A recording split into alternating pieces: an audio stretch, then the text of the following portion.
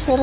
Dili na siya makitaan kayo kay wala naman jud na wala na natira kay puros kahoy man siya, made in kahoy siya ba, wala siya semento. Igo na lang gitudlo ni Alfaizal Arahil ang luna kung asa gitukod ang ilang naugdaw nga balay. Apil ilaha sa kapin gatos ka mga balay nga nasunog sa Muslim Village sa Barangay Ilang, Davao City. Pasod alas 2 Miyerkules sa kaadlawon hitabo ang sunog. Nangita na lang og diskarte si Alfaizal ug ang iyang mga silingan na mapahimuslan ug mapangwartahan ang mga scene nga atop sa ilang balay. Pangbaligyan na lang ng tanan mga yero dira kay para for expenses pud sa mga pagtao na mugbalay pod ana mauto dapat kay wala naman pud kay mahimuan na kay ang uban pud yero kung if ever of dili pa kayo total damage kayo ang yero na kato na lang pod para ang gasto sa flooring na lang ang gasto jud. Halos tanang residente walay nasalbar nga gamit. Ang pang-inter nga uniform sa nursing ni Alfaizal napil og kasunog ug wala na niya nasalbar tungod kay paspas mekanit ang kalayo. Uniform wala na jud kay dira lang sunog sa likod lang namo nya if pagbalik nimo dako na kayo ang sunog paspas kayo sir kay mutanaw pa lang kadto sa taas dako na kayo ang sunog kayo ba like di na ka murag dili na nimo kaya mo sulod ba kay panjud dako kayo siya ba.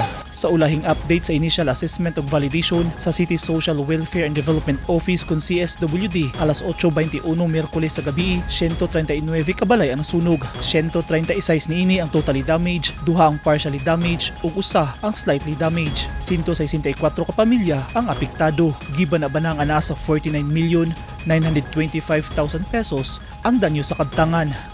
Gingong napasagdan nga kandila ang sinugdanan sa kalayo nga ni danyos og daghang balay dinhi sa Muslim Village sa Barangay Ilang. Brownout dihang nahitabo ang insidente. Busa problema karon sa maapektadong residente ang pagpatukod og balik silang nasunog nga balay. Pero gisubay pa sa Bureau of Fire Protection ang tinuod nga tinugdan sa kalayo. Niabot sa ikatulong alarma ang sunog sa lugar. Sumala sa barangay, nahatagan na og pasiunang hinabang ang mga nasunugang residente. Wala man putay kabutangan na sa ilang area. Pagkakaroon kabalik ba gina sila.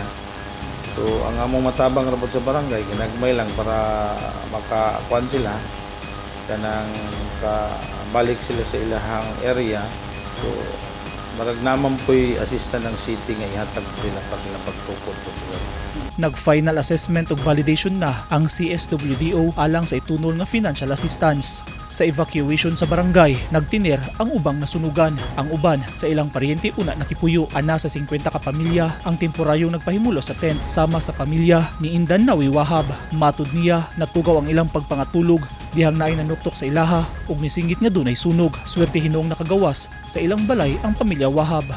Pag abri na mo sa lawng kon jud sa mong balay ba anang atbang jud sa mong balay na taas na kay kuan sunog anami hala sunog gani na nataranta nami mo to wala nami nakakuan akong anak duha man akong anak ni nagkuan nami sa kuapit kanang lang sa gawas akong bana nagkuag tubig nagkuan sa wala naman dito nang tabang kay taas na kay kuan kalayo ba. Subay sa report walay naangin nga kinabuhi una angol sa sunog. Nanawagan karon og tabang ang mga nasunugan. Eugene Hinutan, Newsline Philippines. Stay safe.